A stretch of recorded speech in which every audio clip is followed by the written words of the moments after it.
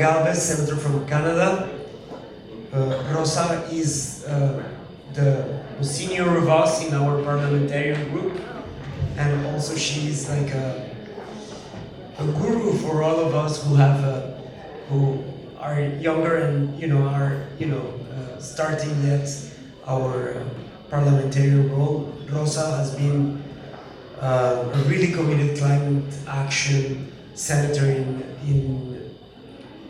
Canada, and she is part also of our Latin America parliamentarian group because of her Peruvian origin. We're going to have again Senator Cecilia Requena from Bolivia. You just heard her last intervention. Also, we're going to have Rowan Tucker from Public Finance Campaign Manager at OCI, and Charlie Roberts, Secretariat Lead for Clean Energy Transition Partnership. So we're going to start with you, Rosa. I think. Yes, we're going to start with you, Rosa. Maybe asking you,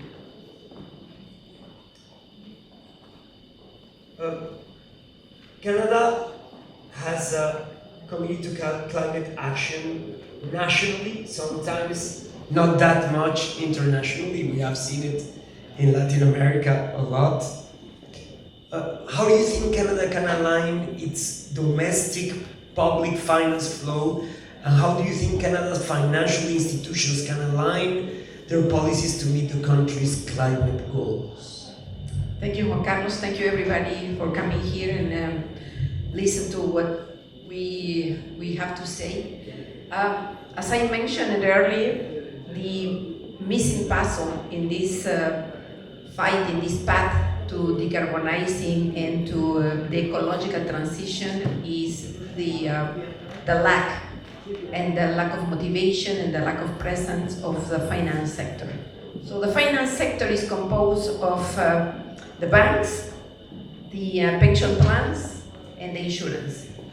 And what is becoming very obvious, including for Canada, because Canada is warming up 2 times faster than the average, and our Arctic in Canada is warming up 5 to 7 times faster.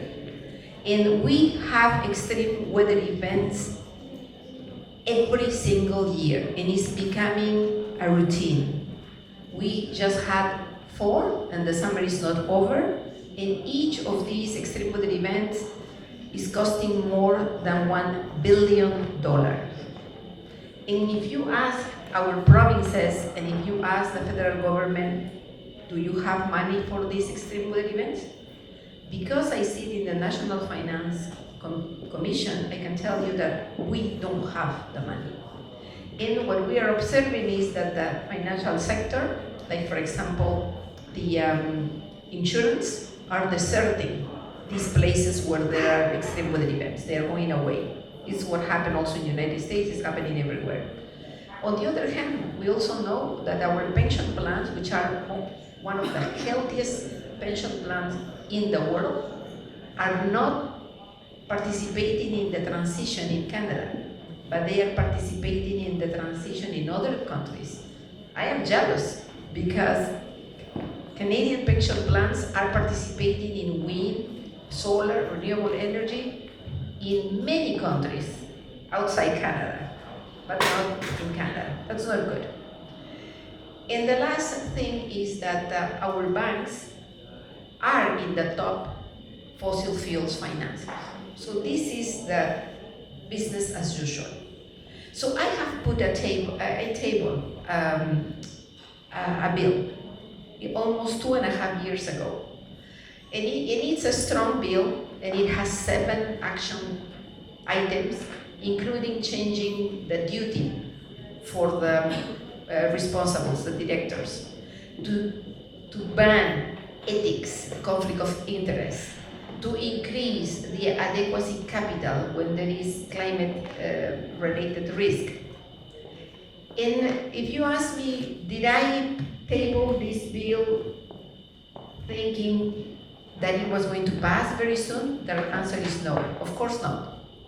But why I table it? Because as an engineer, you come to the conclusion that this is the missing piece and we need to put it on the table to discuss. And that's what we are doing here today. We need to discuss how to transfer all this money that is there, for example, for subsidizing, to the transition, the ecological transition and the energy transition. There is trillions of dollars that are causing damage to our planet, and we have to shift that. And the way to do it is to be courageous and to talk and to say the things that we must say. And you know, of course, I am from Peru. I live in Ghana. It's been almost 40 years I'm living there. I'm more Canadian than Peruvian. And people will say, you know, well, you know, don't criticize too much Canada. But I'm not criticizing it because I don't like Canada. I criticize because I love Canada. Because I have seen in all these years the degradation with respect to cities such as Toronto, Vancouver, Montreal, Nova Scotia, the extreme weather events, the rise of the ocean levels, the hurricanes that comes now northern and impact the northern coast of Newfoundland and Nova Scotia, the atmospheric rivers that are falling in British Columbia. So we cannot ignore this situation. And we have to tell the banks, the insurance, and the pension plans that we understand their double game. We understand the double talk. Because when they come to the government, they come for more subsidies. But when they talk to their shareholders, they tell we're going to keep investing in the crisis. So we have to uncover this and talk about, they call it double materiality.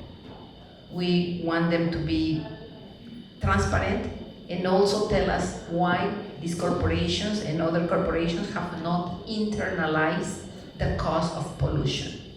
It is in every legislation in the world, polluter pays, prevention of pollution. But these two principles are never implemented in reality, and we need to call it out. Thank you. Thank you, Rosa. Absolutely, it's the role of parliamentarians to unveil when there's interests that are not the best for the people. Of course, that's through political control, so very, very nice. Senator Cecilia, many developing countries, including Bolivia and countries like mine, Colombia, Ecuador, Peru, and our region, will need an additional finance for climate mitigation, for adaptation, for loss and damages. What do you see as the biggest challenge and the biggest opportunities to mobilizing the needed climate finance?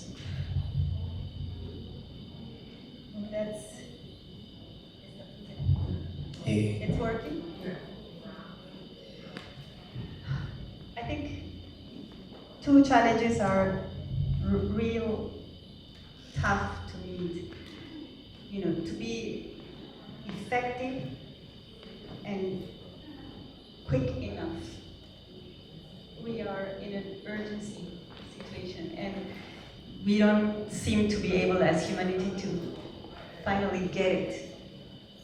There's not much time, so to be there on time, but also to be able to be there, which is, we're not seeing it in countries like mine. We are not seeing those possibilities.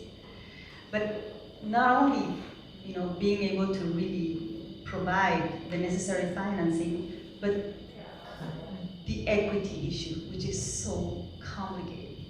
Why? Because of course you will not be able to solve problems that come from centuries ago. I understand that, I get that. But we are not allowed to just forget about it.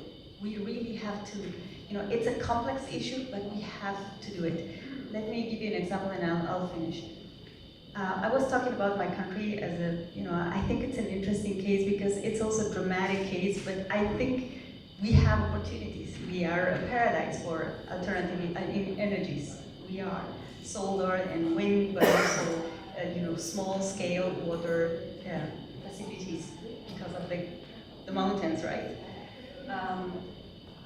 But at the same time, we have big subsidies, which are, for everyone. Like, I think you mentioned that too, Juan Carlos.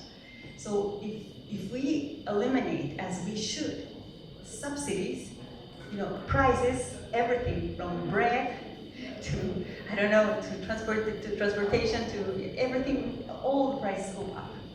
How do you do that without, affecting those who are vulnerable even more?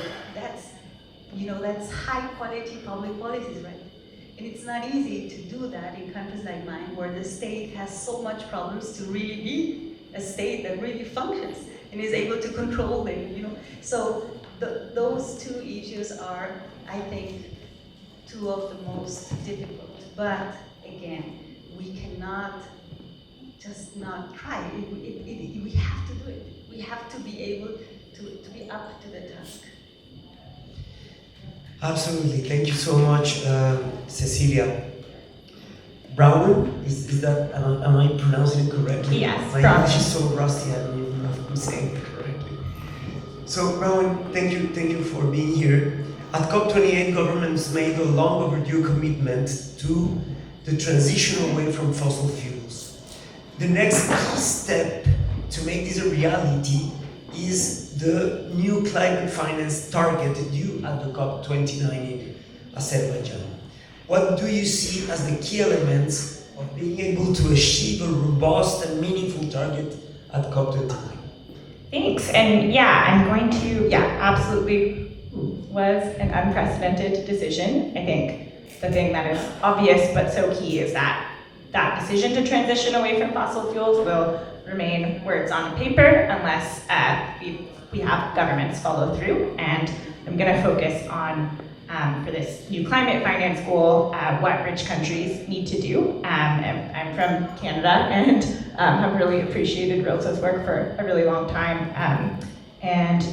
There's basically two things that countries like Canada, the US, and our peers need to do at COP29, and that's pay up and phase out. And so I'll focus mostly on the NCQG, the pay up part, but just to say that on the phase out side of things, you have 5 global north countries still making up over half of the planned expansion of oil and gas between now and 2050. And so we really need to see the US and Canada phase out first and fastest, and to put that in their national climate plans that are due next year.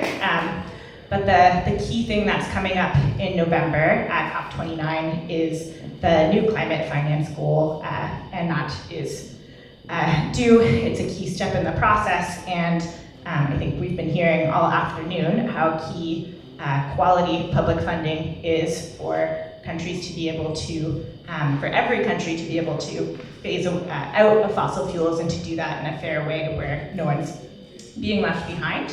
And that is economically, politically, and morally imperative. I feel like others have explained that much better than I could. One statistic that really haunts me, though, I think, is just the extent to of the global debt crisis that we're facing, where we have right now, on average, in the global south, 40% or 41% of public budgets are going to debt service payments, and that is squeezing out public spending on health and education, and of course climate as well. And so just I think that piece is not sometimes making it especially into discussions in Canada or the US. And obviously this is unfair, but it's also just really blocking ambition because it's so hypocritical. But I do really think there's strong momentum, and there's key things we can see in November in the new climate finance goal that could really shift this. And so that's that we need a new climate finance goal of at very least 1 trillion in grants and grant equivalent per year. And that's really from literature. And we know that literature is also quite biased, and so there's also, I do want to really note that there's large coalitions of feminists and trade unions and community groups that are calling for $5 trillion a year, and that would be much closer to a fair share of public money to pay for climate action. And the quality piece of this is really important. We can look at the current climate finance flows and see that they are mostly loans, and that there's lots of parts of the just energy transition that just really need direct public spending, and that shouldn't and can't be profitable. And so just that part is the second really key thing, aside from the much more part. And yeah, I think we've heard already a lot from in terms of the fossil fuel subsidies that companies are receiving, and we can look at that and options like taxing the rich or making polluters pay. That would really go well beyond the needs, and that can really cover international climate finance, but also lots of the needs for domestic climate action at home. Absolutely agree. Charlie, am I saying it correctly? Yeah. Great, Charlie. The Clean Energy Transition Partnership was set up to transition international public support towards the clean energy transition and the phase out of fossil fuels. What have been some of the main successes of the partnership?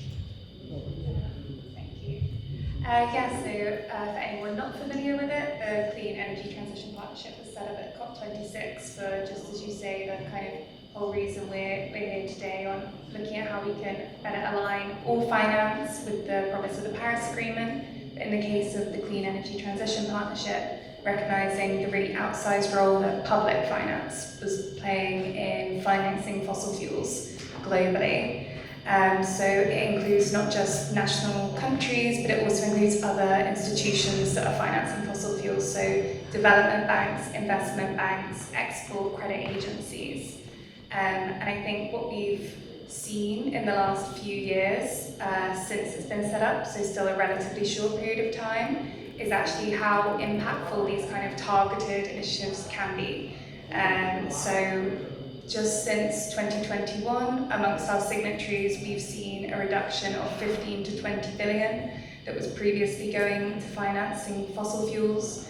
Obviously that's not everything. There's still some things that we want to see reduced from that, but it shows the impact that targeting international public finance in that way, and some of the more kind of nerdy aspects of it. So all members are required to set a policy within 1 year of signing up to the agreement, but that means that we've then seen a lot of buy-in across governments and government departments that wouldn't normally be involved. It extends these things past just the COP that they might be signed up to, and it really embeds that within all government structures. So we've been really proud of that impact of shifting finance out of fossil fuels. But the other aspect of it that's really important is the transition element. So it was never meant to be just about cutting off finance for fossil fuels. It was also meant to be about transitioning that directly into clean. And I think we all know that that's particularly key. We've heard from everyone today, I think, about the challenges of ensuring the transition is happening evenly and in countries where finance is already not flowing for development more generally, but also for any other energy access needs. And it's really critical to make sure that we don't that we can enable those countries to actually participate in the transition. We have seen already a lot of progress on that shift into finance. Signatories, I think, financed 5 billion additional into clean energy last year than they did previously to signing up. However, that's obviously not equivalent to the reduction we've seen in fossil fuels. So I think it's something we're really focusing on now, is how can we make sure that shift out of finance is actually going into clean, and more importantly, that it's going into the right places. I think we last year heard that globally, only 2% of all clean energy financing was going into the least well-off countries. And obviously that opens up huge issues for the delivery of the transition globally, but also more importantly what that means for sort of flows of finance in those countries. So that's something that the CTP, the Clean Energy Transition Partnership, is looking to address, and also something we're trying to encourage others who aren't members to address. So yeah, in terms of successes, I think we would see it as the fact that sometimes these things that the countries sign up to at COPs do work. We are seeing the shift out of the shift out of financing fossil fuels, but we need to see it faster and we need to see it being delivered into more equitable transition globally. Thank you very much. I think we are running really out of time, so I'll just say as a conclusion of this panel that my own conclusion is that we still have such a challenge in front of us that is just sometimes overwhelming, and it's so confusing on how to make it faster, as you were saying, because things are getting done, but at a pace where the planet cannot hold it. And it's our responsibility as leaders, politicians, of course NGOs, intergovernmental agencies and cooperation. It's time to step on the, how do you call it, accelerator. Because if we don't, we're not going to meet the needs of the planet. So thank you, all of you, for the panel, and thanks to everyone for listening.